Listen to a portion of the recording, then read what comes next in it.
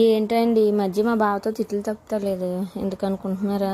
అయితే ఉప్పు ఎక్కువ అన్న అవుతుంది కూరలో, లేకపోతే తక్కువ అన్న అవుతుంది తప్ప సరిపడగా వెళ్ళిపోతున్నాను. ఏటో రీజన్ నాకు తెలియట్లేదు. మీలే ఎంతమందికి చేపలు తెలుసో చెప్పండి. ఈరోజు వీటితోనే కర్రీ వండుతున్నాను. కర్రీ అయితే టేస్ట్ చాలా బాగుంది, మీరు కూడా ట్రై చేయండి. ముందుగా మేము వీటిని నెత్తళ్ళు అంటాము. అవి క్లీన్ చేసుకొని ఫ్రై చేసుకొని పక్కన పెట్టుకోవాలి ఆయిల్ వేసుకొని.